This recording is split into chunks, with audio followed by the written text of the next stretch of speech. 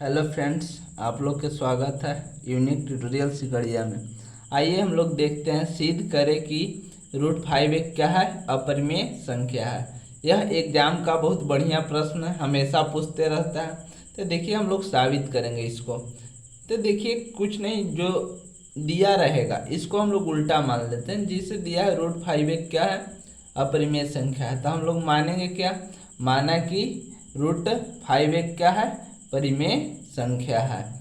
ठीक है, तो देखिए हम लोग माने कि √5 एक क्या है, परिमेय संख्या है। √5 एक क्या है, परिमेय संख्या है। ठीक है, तो परिमेय संख्या के नियम क्या होता था, P/Q के रूप में रहना चाहिए, P/Q के रूप में। तो देखिए P/Q के अर्थ क्या होता है, P और Q जो रहेगा ये दोनों क्या रहना चाहिए, पूर्णांक रहना चाहिए। पूर्णांक कहने के अर्थ है तो कोई भी संख्या पूर्णांक में होगा, लेकिन सह यहाँ पर जैसे √5 बराबर P/Q।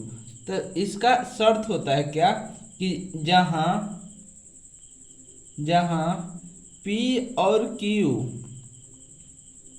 जहाँ P और Q सह अभाज्य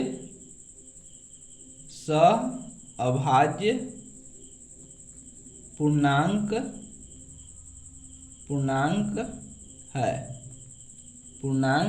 है, ठीक है। और इसी को बोलेंगे Q is not equal to 0, ठीक है।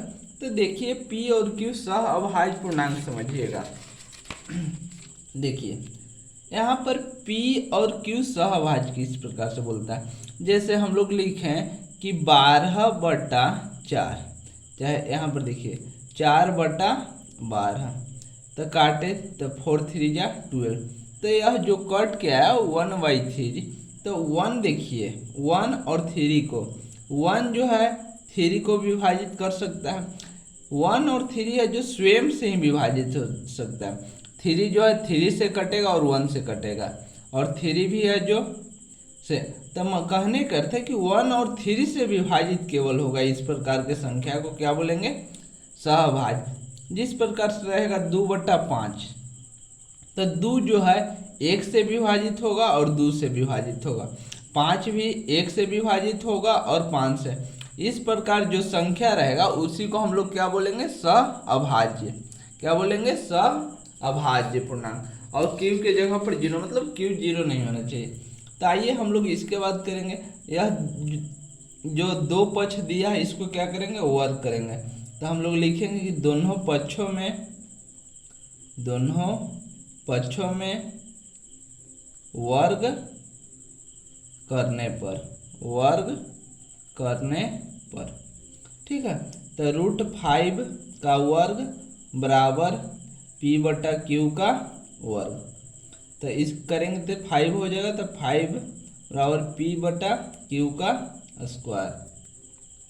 इसके नीचे 1 छिपा हुआ है, तो क्रॉस मल्टीप्लिकेशन करेंगे तो 5Q², इधर करेंगे तो P², ठीक है। हम लोग अब इसका वैल्यू निकाल देंगे एक का। तो Q का हम लोग वैल्यू निकालेंगे तो लिख सकते हैं Q² बराबर P² बटा इसके नीचे आ जाएगा 5, ठीक है। तो यह यहाँ पर देखिए P² बटा 5 का अर्थ होता है, यहाँ पर समझिएगा P² बटा 5 का अर्थ, ठीक है। जिस प्रकार से जैसे P² बटा 5 बोला, तो इसका अर्थ जिस प्रकार से हम समझते हैं कि यहाँ पर आपका रहेगा 5 का वर्ग। यहाँ पर 5 का वर्ग कहने का अर्थ जैसे 25 है, 25, तो 25 के अर्थ कितना, 5 का वर्ग। तो 5 जो है इसमें एक तो 5 से विभाजित होगा, तो इसी को बोलेंगे यहाँ पर कि P² जो है यहाँ पर क्या है, विभाजित है। क्या है, विभाजित है। तो हम लोग लिख सकते हैं यहाँ पर क्या, यहाँ P² 5 से विभाजित है, 5 से विभाजित है। तो P भी क्या होगा, P² जब 5 से विभाजित है तो वर्ग जब विभाजित है तो पी भी क्या होगा, विभाजित होगा। पी भी 5 से विभाजित होगा। पी भी 5 से विभाजित होगा, विभाजित होगा। ठीक है। अब जब यहाँ पर P जब विभाजित है तो इसको स्थिति फर्स्ट कर लीजिए। क्या कर लीजिए, स्थिति फर्स्ट, स्थिति फर्स्ट। अब देखिए उसके बाद जब यहाँ पर स्क्वायर इसका जब विभाजित है इस प्रकार से, तो हम इसको यहाँ पर समझिएगा। जैसे हम लोग यहाँ पर 25 है, 25/5, तो 5 गुना 5। ठीक है। तब यहाँ पर इसका 5 है तो शुरू में कुछ भी रहे, जैसे 5 है इधर, तो 5 गुना कुछ भी रहेगा तो मान लेते हैं m।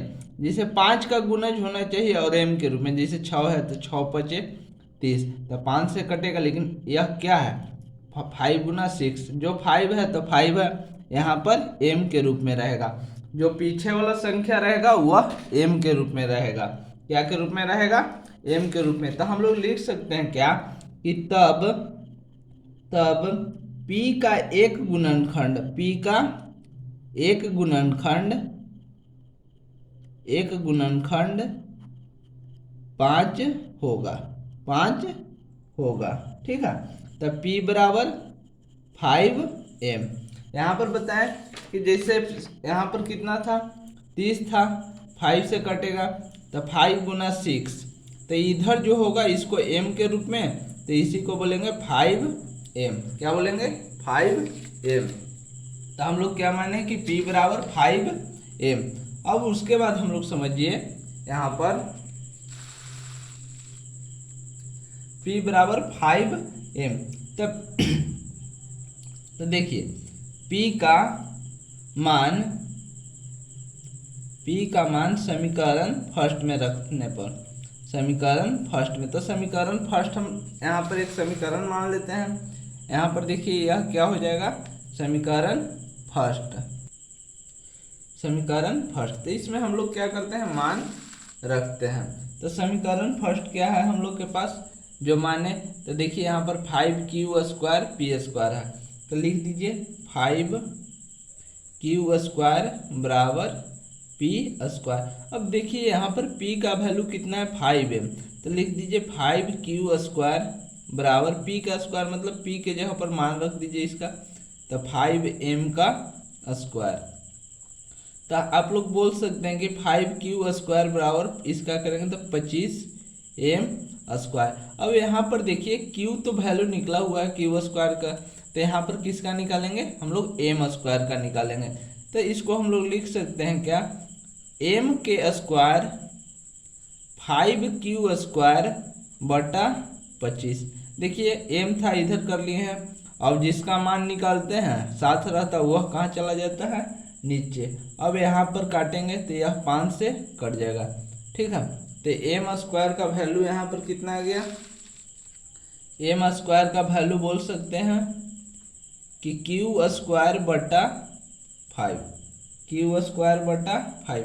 तो उस प्रकार से समझिए m² का वैल्यू है q² बटा 5। अब उस प्रकार से था p² से, तो इसी को हम लोग यहाँ पर भी लिख सकते हैं कि यहाँ q² कितना से विभाजित है, 5 से। तो q² 5 से विभाजित है, 5 से विभाजित है, तब q भी क्या होगा, q भी 5 से विभाजित होगा, q भी 5 से विभाजित होगा। यह क्या हो जाएगा, विभाजित होगा। इसको स्थिति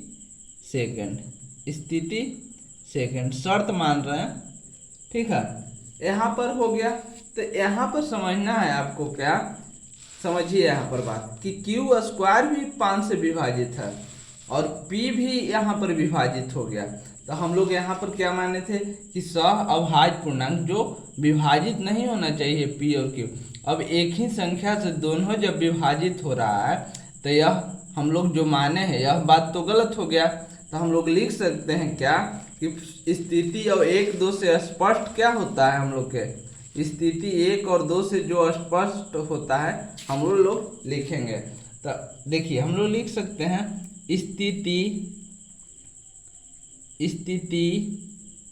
1 और 2 से स्पष्ट होता है कि P बटा Q एक परिमेय संख्या नहीं है, परिमेय संख्या नहीं है। तब क्या हो जाएगा, तब √5 एक क्या हो जाएगा, तब √5 एक अपरिमेय संख्या है, अपरिमेय संख्या है। ठीक है, आप लोग इसको 1 से 2 बार साबित कर लीजिएगा, आप लोग के हो जाएगा। ठीक है, इस प्रकार से आपको एग्जाम के लिए बहुत बढ़िया प्रश्न है। थैंक्स।